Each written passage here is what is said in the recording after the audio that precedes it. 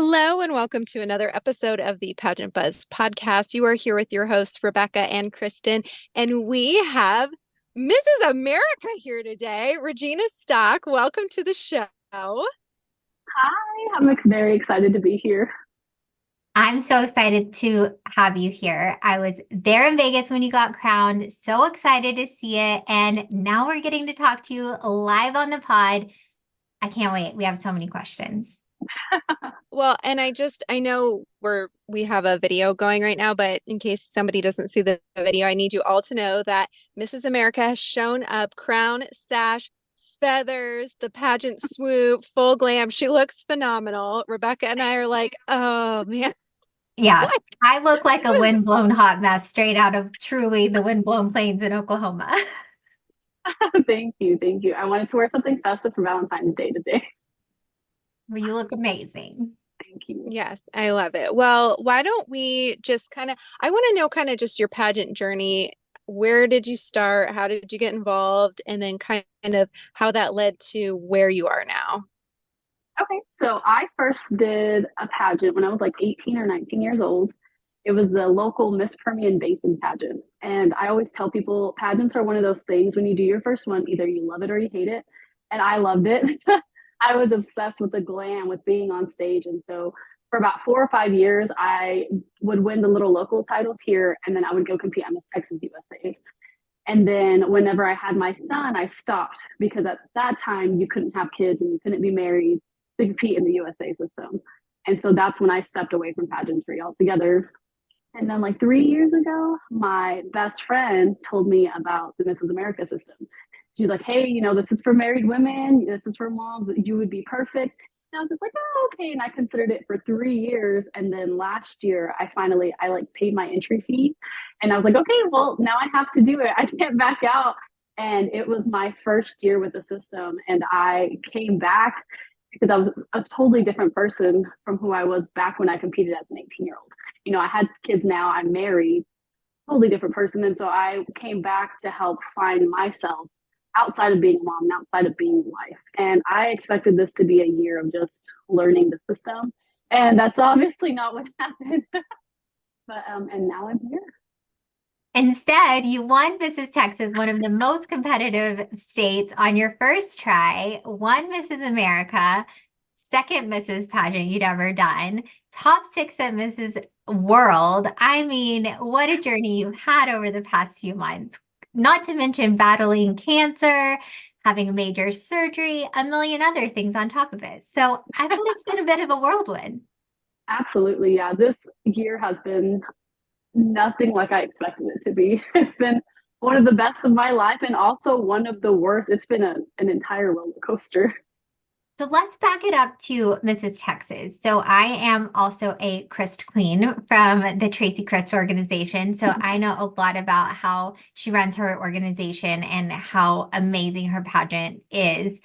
Tell me a little bit about competing at Mrs. Texas and how that was, that experience, and then winning that title. So Mrs. Texas, like I said, I went into it like, let me just learn the system and then I'll come back and really go at it next year.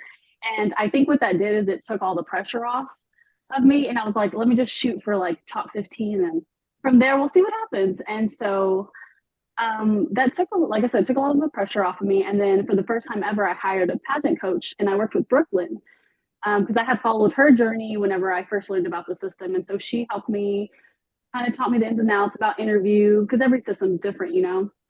And so she really got me prepared for interview because that used to be the thing that I was so terrified of. And she's like, it's just a conversation. This is how it's broken down. It's just questions off your bio. And pageant week was it was only like 3 days, but it was a lot of fun and I didn't put any pressure on myself. And it was a good experience. It was very different from competing as a miss because everybody's married, everybody's mature. It's like these women are all cheering each other on. You want everybody to win, and it's not like catty. They're competitive, but not in like a negative way. You know what I mean? So you win Mrs. Texas, even though, like you said, you're like, I didn't even aim to do that, but it just happened, which We talk about that actually a lot. It's just when you don't put so much pressure on yourself, you probably can perform at your very best. So that was Yeah. probably very helpful for you to actually show up as your best self.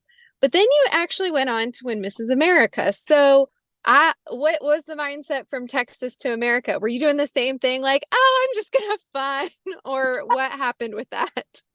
No, after winning Mrs. Texas, I was like, oh, we did that. Like, and so my mindset completely shifted from Mrs. America. I was like, okay, now I'm gonna give it all I have.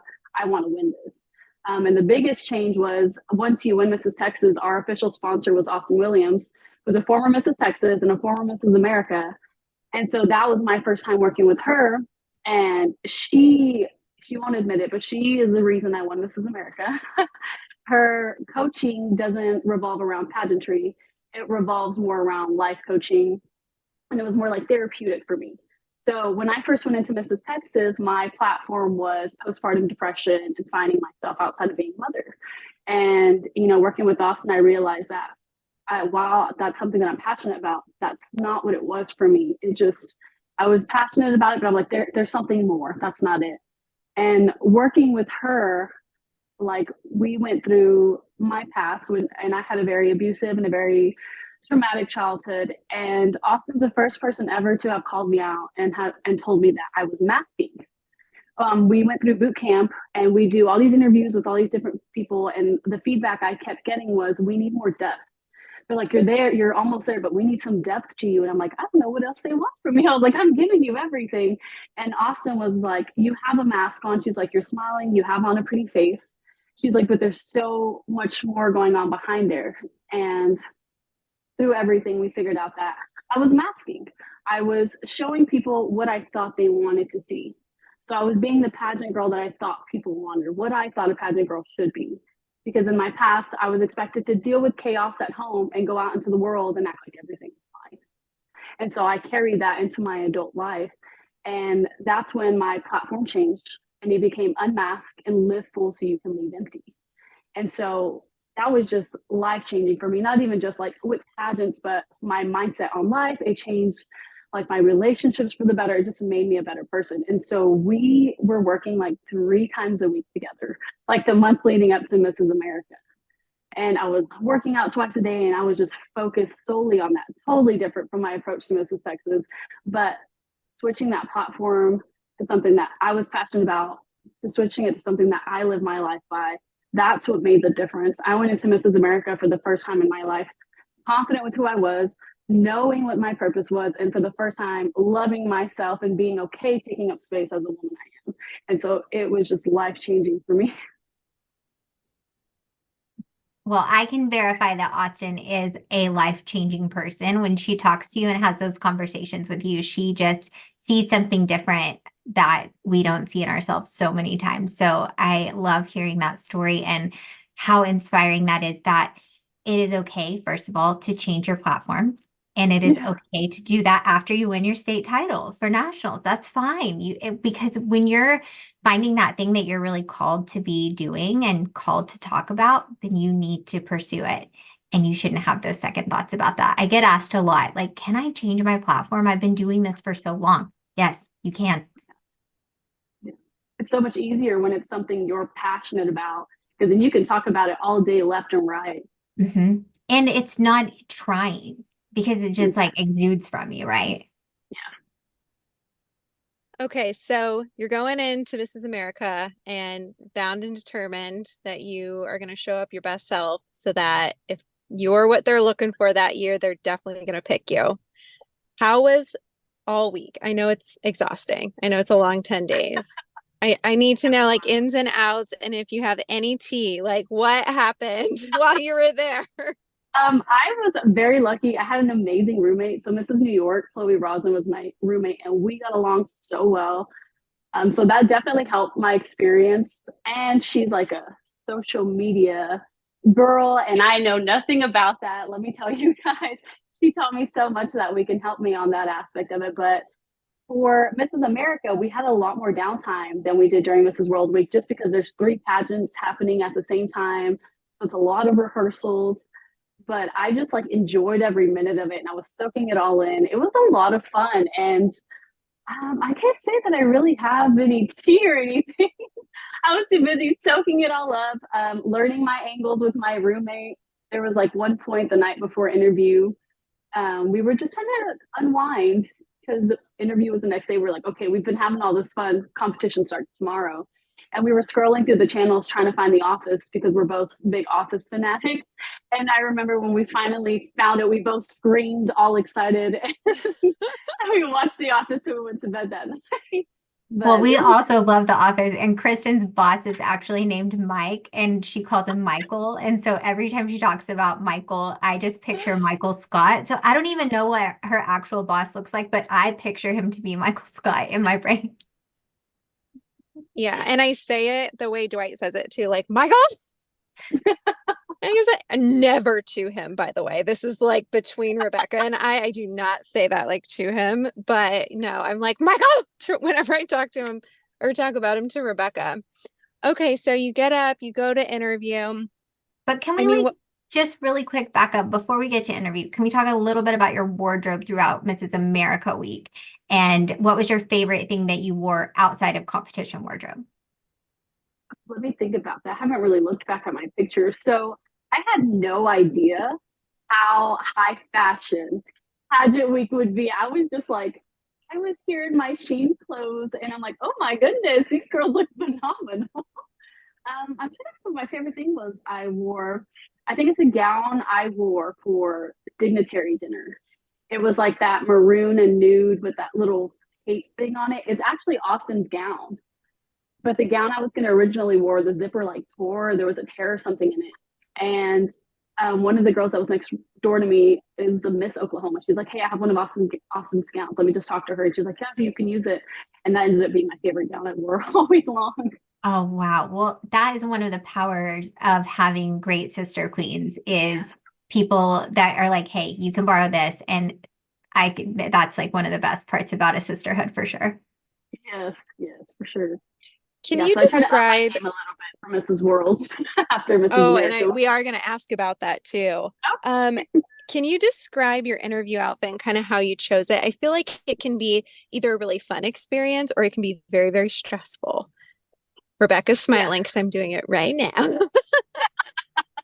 So for Mrs. America, Tracy actually sponsors us from her boutique, the All Things Crowned Officials. So she is the one who picks our interview outfits. She'll pull a few during boot camp and be like, go try these on and let me see. And I knew for sure I wanted color because I love wearing color. I didn't want to do white. I didn't want to do black. And she's like, hey, I have this hot pink dress. So I was like, perfect. And so that ended up being my favorite one. So it took a lot of the stress off of me. Tracy laid out options, was like, here you go, which one would you like? So that's how I ended up with my gown for, or my interview outfit for Mrs. America. So Oh, I I heard didn't this, realize go that. ahead. I was just gonna say I didn't realize that. Rebecca was did you do that too? No, it was a little bit different. My year back in 2015, we had an interview sponsor that was a different wardrobe sponsor. I had Trey Jolie as my interview sponsor for both Texas and Oklahoma back then. And so they sponsored both our gown and our interview in 2015. Oh, It was a okay. little, but it's changed over time. Mm-hmm. So now since you brought up a gown, was that a very similar experience where your director kind of was like, okay, I kind of like this on you, and then you had a little input, or did you just have to go gown shopping and you decided what you wanted? What was that process like? So I have terrible luck with evening gowns. I don't know what it is, but I actually ordered a custom gown from overseas, and I had told them I needed it 2 weeks before I actually did, just in case I didn't get it in time. And I ended up not getting it. They never sent it. And so I'm here 2 weeks before I'm supposed to fly out from Vegas. And I'm like, okay, Tracy, it's time to panic. I was like, my gown's not coming. The day I was supposed to have it, they had barely pinned it on the mannequin. And they sent me a video. And I was like, there's no way I'm going to get this in time. And so Tracy was like, okay, we got to go gown shopping. And the official sponsor for Mrs. Texas is Shimmer Boutique. So we went there, and Larissa was like, I have this already pulled for you. She's very good at picking gowns. And so I wore the gown that she had. And after the fact, I know now it was a miracle that nobody else had the same gown, because so many girls are like, I had that gown in this color. I tried that gown on, or I brought it as a backup. A lot of girls had looked at that same evening gown. So that gown that you won in was not your original choice. from like the get-go, but yet it ended up being like the gown. How Yeah. amazing. What a fun story. Yes, I always tell people, I'm like, at the end of the day, and I know too, like, it's not about the gown, it's about how you carry yourself in it. And so I just have to remember that, because when you see the picture of like the top 15 up on stage, I feel like my gown is like the simplest one up there because everybody was stoned head to toe. And so, yeah, at the end of the day, it's not about the gown, but that's the Well, look now I that have. you're Mrs. America, I don't know how much you've like studied the history of the system, but if you look historically at all of the Mrs. America winners, almost all of them are honestly in pretty simple gowns. Really? Yes. Like over the past 20 years, the gowns that really end up winning are almost always the more simple of the top 15. It's pretty interesting, and I feel like it is something about it's about the way you walk in the gown and you carrying the gown versus this over the top ornate elaborate gown that's $30,000. No one cares what the price tag is. They care Mhm. about you in the dress. So Yeah. I completely agree. Yes. Okay, so you win Mrs. America. What was the first thing you did? Pride. And then I did. It was so much. During the week there was actually a documentary crew following us around the entire time.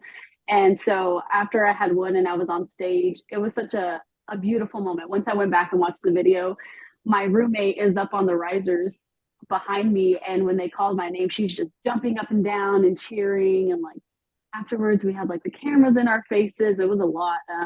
The first thing I tried to do was find my family right after I could get through everybody, find them. And my husband was just like crying. He was so excited. He loves being a pageant husband. Our entire families were there. It was a great feeling. It was. And then after that, we all went to the Elvis Suite for the after party. So you get to go home as Mrs. America. And I mean, in Mrs. Pageant land, that's like the high of all highs at that, especially at that time of year. Yes. What happened when you got home and you ended up, I know you had posted that you were diagnosed with cancer. What happened from the time that you had gotten home until that point? Yes. So we got home, and like I said, we were on this high even before we left Vegas because we drove back. My face was all we saw on Facebook for like 3 days. We're from a very small town, and I was all over the news, and my family would just send me stuff like, "Hey, did you see this? Did you see this?" Everybody was just on this high. And I was doing interviews left and right and making appearances. And then a month later, almost to the day that I was crowned, I think it was like 2 days before, I ended up in the ER, and that's when a doctor told me, "You have a 14 centimeter mass on your left kidney." And so I went from this high of having just won Mrs. America to now this new low of, oh my goodness, I may have cancer. And so it Hmm. was, I had whiplash. I had a whiplash. I told my husband, I was like, I can't believe this is happening now. And I just can't believe this is happening at all. I'm like, I'm 27 years old. What do you mean I have kidney cancer? What do you mean I have a 14 centimeter mass that I couldn't even feel? I had no symptoms. I'm like, I've had two kids and this was never caught. Like I was shocked. And not to mention, in the back of your mind, you have to be thinking, I have Mrs. World in a few months. Like all of this is probably weighing on you. Like, am I going to have to go through chemo? What is the prognosis going to be? Do I have to delay going to Mrs. World? What does this all look like? I cannot imagine the conversations you were having internally with yourself and with your husband of what does this mean for our family? What does this mean for this position and title that I have? Like, I cannot imagine all of those things and thought process you went through. And what was so amazing as a spectator and pageant fan is I don't feel like it let you slow down in any way. You were still out there in your community, making appearances, doing things as Mrs. America, being so visible, so active, promoting your brand, talking about your platform. Like you didn't stop. How did you do it? So I always tell people that everything that's happened over the last year since I won Mrs. Texas was just like divine timing. I truly, truly believe I was meant to win Mrs. Texas to meet Austin. And for us to go through that emotional and that mental growth, and for me to develop my new platform and that mindset, because had that not happened, my cancer journey would have been so much more difficult. I'm so sorry, just a No, you're second. fine. We can cut this out. It's no big deal. Okay. My cancer journey would have been so much more difficult. But Austin, we would still stay in touch during then and we would FaceTime and stuff. And I would tell her, I'm like, this has to be happening. I told her, I was like, there has to be a reason this is happening. I was like, there has to be a reason that I just don't know yet that's bigger than myself. And like you were saying, like I had so many questions, so many what ifs. And that was the most difficult part is waiting for doctor's appointments, especially in bigger cities. It took months. It wasn't until a month after I first found out in the ER that I had my appointment with an actual surgeon. And so I had an entire month of just what if. And so, like I said, having that mindset shift really, really helped me get through it. And I can imagine how much more difficult that would have been if I wouldn't have worked with Austin. Well, I will tell you, watching it all on the other side, not ever having met you before, just as a Mrs. America, I couldn't have ever imagined a better example of resilience and tenacity and not letting any kind of adversity stop you. It was really inspiring as somebody Yeah. who was watching that journey. I was just watching this thinking like, I cannot imagine taking care of kids, being Mrs. America, just normal pageant prep, trying to get ready for Mrs. World, but then also going through all of that on top of it. And you were so active and so visible, which we have had a lot of national title holders. I'm not saying like in one specific system, just in general, who you don't really see a whole lot of after they win, and you are not that. And that was so refreshing and so awesome to see. And so I just want to commend you. Thank you. You're gonna make me cry. But no, seriously, like I was getting it from many, many clients and many people I know of like, she is out there crushing it. What an amazing Mrs. America Regina is. Like, do you know her? And I would just have to be like, no, I don't, but I love her. She's awesome. I don't know her. I'm sorry I don't, because she seems so amazing. So I'm so excited to talk to you now so I can say I do know you.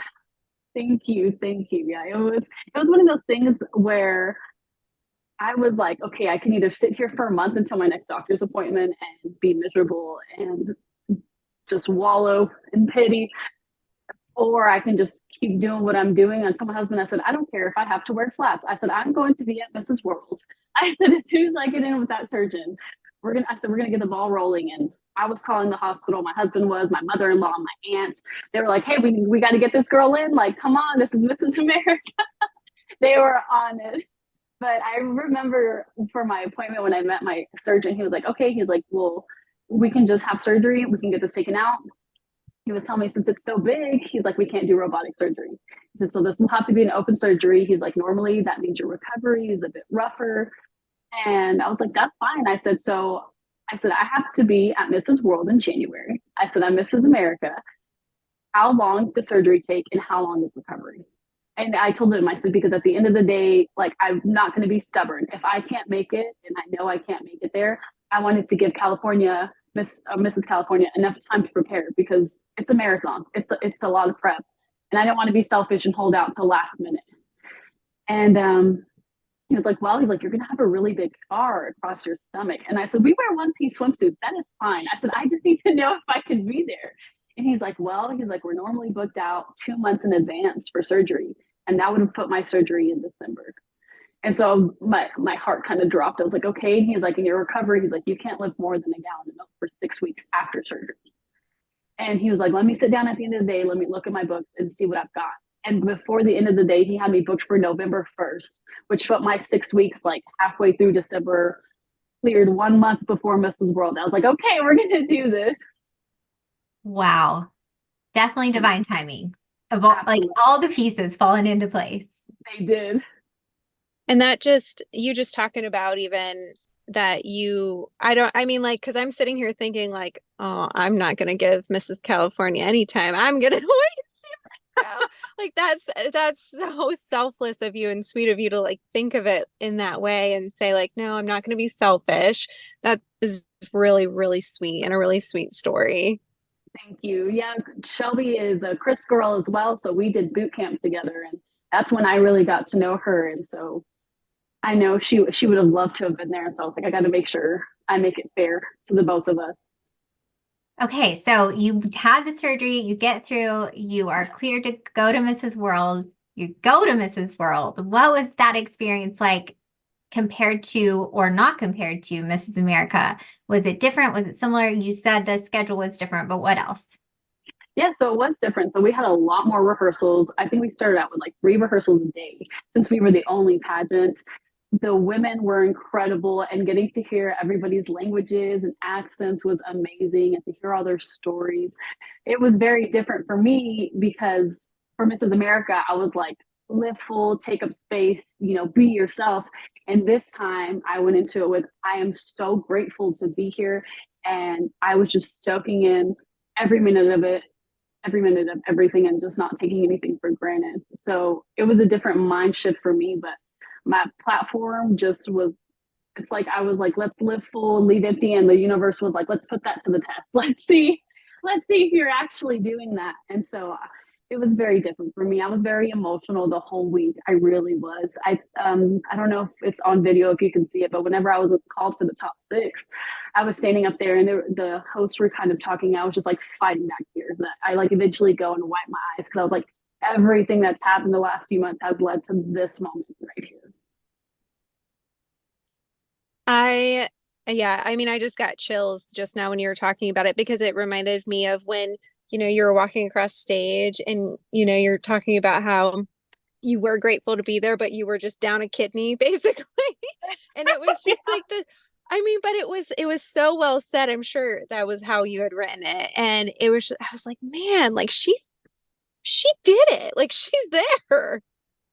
Well, Yeah, and that's when oh, that's go when ahead. it like all came into focus for me, was right there when I was called for top six. I was like, oh my goodness, we did it. That's all I could think. So we had our new Mrs. World on the podcast a few weeks ago, Julia, and she was kind of saying that moment from top 15 to that top six just was like a blur. Did it sort of feel that same way for you, where you were now all of a sudden answering a question on stage, like it almost felt like out of nowhere? Did it go that quick for you? Where you felt like, is this really top six question? Yes, absolutely. And it was the same thing at Mrs. America. Once top 15 starts, it's just like boom, boom, boom, and then it's done. That's why I tell people, I'm like, it's such a blur and it just flies by. It's like from top 15 on, you're just like sitting there waiting, hoping your name is called. Like that's what you're going for, is for your name to just keep being called. And yeah, it flew by, and all of a sudden and so during evening gown, I don't know if you saw during top 15, I kind of like slipped on the front of my gown. And when I walked off stage, I was like, oh no, there goes my shot at top six. So when they called me, I was like, oh my goodness, okay, like we're still in this. So I was surprised to be in top six, to be honest with you. Well, I did not notice you tripping on your gown. I was just I too busy know. looking at how awesome the blue ombre was because I loved that you wore a color. I had only seen you compete in white before at both state and national. So I was super excited to see you in that color. I thought it was really cool. I didn't notice any kind of tripping, so I thought you looked beautiful. But one thing that I wanted to know is, did you realize, and this is like maybe an off the wall question, but did you realize that top six question was an actual question, or did you think it was like a warm up question? I thought it was a warm up question. I thought they were going to just kind of ask us all and they'd be like, okay, now here's your question. So that was kind of a shock. And they were like, okay, judges. And I was like, oh my goodness. Okay, Yeah. that's also what I thought watching it. I was like, this can't be like the final question, like, what's your favorite part of the week? That's got to just be like a kind of get to know you chit chat, right? So it made me think like, were you as a contestant realizing this is like my chance to now like answer as a top six finalist, or what, am I just kind of being myself? But that also could work in your favor where you're just being more relaxed and laid back. I don't know. But I did want to ask, like, were you guys all expecting that to be the question or not? No, I was not at all. Okay. Yeah, it was very casual for sure. But I mean, like Rebecca just said, I feel like that would almost be better for someone to ask me an onstage question that's very casual because then I'm going to just be more myself. But I don't know. I mean, you can look at it a million different ways, but um I want to know who made your dress. So my gown was a Tarani couture gown, and that is also not the gown that I had originally picked to wear on stage. You do have Yes. terrible gown luck. I know, that's what I'm telling you. It's just, so that's what I always tell my husband. I'm like, well, things go smoothly with the gown that I'm not meant to win. It's always some kind of fiasco. And no, I had a gown. It's actually the one I wore for dignitary dinner, that Albina Dyla, or is it Dila gown. It was like a Oh, periwinkle yeah. blue with the cape. So Yeah. originally that was supposed to be my stage gown. But what had happened is whenever I got to Vegas throughout the week, you lose weight from all the walking around the hotel and whatnot. And the gown was really big on me. It was originally a corset and we had a zipper put into it. And it was literally falling off of me. And so Tracy helped me out and she was like, I'm going to have Tarani send us some gowns and we'll see. And so that was her favorite. And a lot of other people's, that was their favorite, is the blue one I ended up wearing. And that was kind of iffy. I was like, man, I really like my gown. I'm so bummed. For once, I was going to have the gown that I really loved. So I was really upset about it. And I ended up going with the blue one. And the only reason I got to wear that other one for dinner is because my mother in law went and sewed it by hand in the lobby at the Westgate. She did. She went and she took it down there and she called me. She's like, okay, I'm done. You can come down and grab it. And so that's why I ended up wearing it that night for dinner. Oh, well, I did love, love, love that dress. So I'm glad you got to wear it. But now that I'm thinking about it, I would have loved to see that on stage just to see what it Yeah. looked like under the stage lights. Yes. Yeah, me too. Man.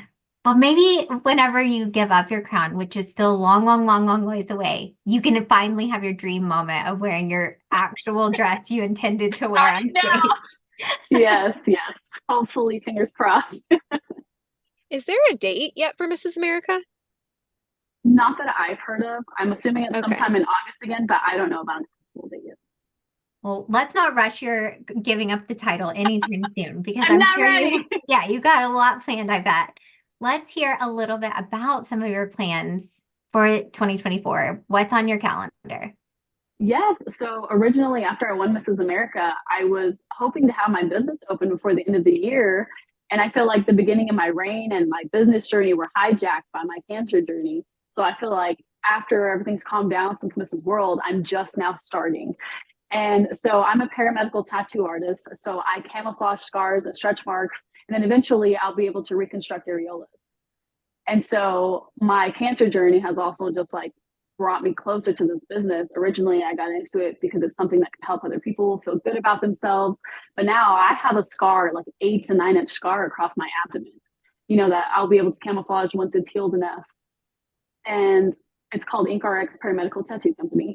And so now I can work again towards getting that open and focus on my business, and helping other people with it. And I have appearances and stuff that I had to like cancel on during my surgery and stuff. And so now I've been able to reconnect with those people and get back out there again.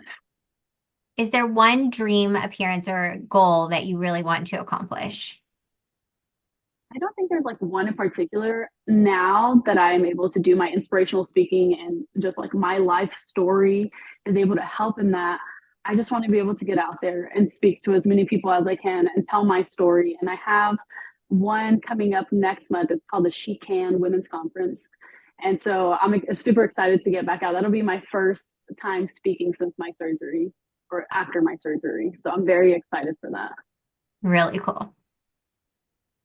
So now that you're kind of coming down on the other side of things and you can start really like embracing being Mrs. America and doing all the things and whatnot, will you be selling any of your outfits? I know my husband wished I would have done it sooner because we're running out of closet space over here. But yes, yes, absolutely. Because I need to clear out some wardrobe. We live in a very small town, so we don't get dressed up for very, very many things. If it's not pageant related or appearance wise, like I am hardly ever dressed up like this. So I will be for sure. Okay, so Regina, everyone will be doing a pageant closet clean out at some point during her reign. Well, Yeah. and you're going to want to refresh probably a few things because when you go back, you're going to be there for the entire week for Yes. Mrs. America with 50 women who want to do exactly what you're doing right now. What would be something that you could tell them, just a little piece of advice or just something that can kind of help them in their pageant journey? The thing that I think most people always hear is be yourself. But what does that really mean? You hear it all the time, and that's where with my unmasking journey, like I learned what it truly meant. Don't be what you think a pageant girl is supposed to be, or what you see in movies, and be who you genuinely are. There is no such thing as a perfect pageant girl. A pageant girl is whoever joins a pageant and competes. That's what an ideal pageant girl is. There's and the other thing, one of the quotes that I love, my favorite quote is, you are most powerfully positioned to serve the person you once were. And I think some people that are not in pageantry forget that as title holders, that's what we do. We serve. So when you find that platform, that niche that's for you, something that you're passionate about, that you can talk about all day, and you can not just talk about it, but be about it, that is a platform for you. Find that, because it makes your pageant journey, and like especially interview, not so difficult. It comes naturally when you get to find that platform, your why. Hmm. Yeah, I totally agree. It's hard sometimes though to try to be yourself when you feel like someone's judging you. So kind of like you said, it's what people always say, but you have to do the work before the pageant to make sure that you can actually embrace who you really are and be okay with it. And that's probably the hardest part of pageant prep. It's not all the workouts, it's not all the wardrobe, it's all that inner work you have to do and kind of like digging deep and figuring out all that stuff. That's the hardest part, but that's the part that makes the other side so much easier and so worth it. And that's the growth out of pageantry that you always hear people talking about. Yes, Austin called it heart work. Mhm. Heart work. And so yes, heart work, that was by far the most difficult thing I've ever had to do. But I am so grateful for it. There's nothing I could ever do to repay Austin for the way she has changed my life through that. Well, I love that. So, Regina, we have a segment on the show called Chris's Question because Rebecca over the years has just become like our momager, honestly. Like she's like our little Kris Jenner.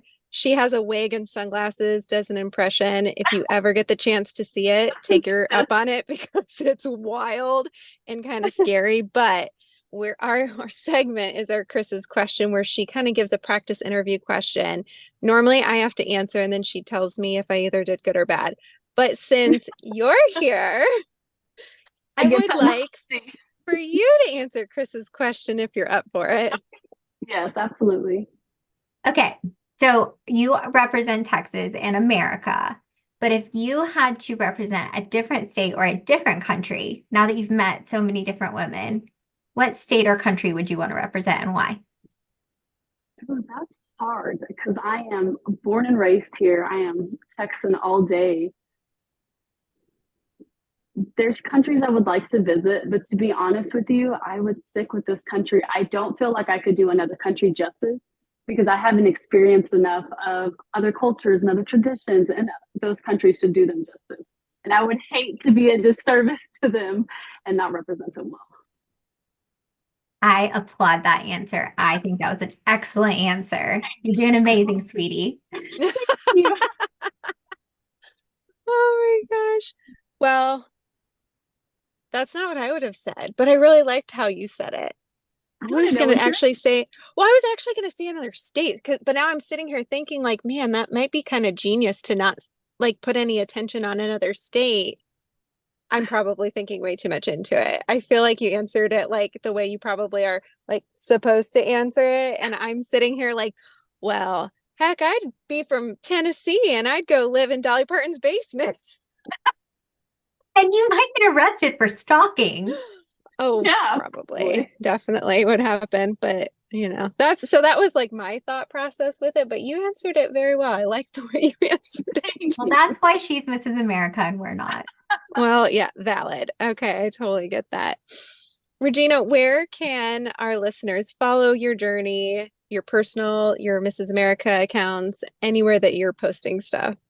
Yes, so I'm on Facebook, on Instagram. The official Mrs. America Presents is at Mrs. America Presents. You can follow me on there. I also tag my personal Instagram, which is at the Regina Stock. And then on Facebook, I'm Regina Stock, and then Mrs. America Presents also on Facebook. So I post everything on there. Well, And you you can are very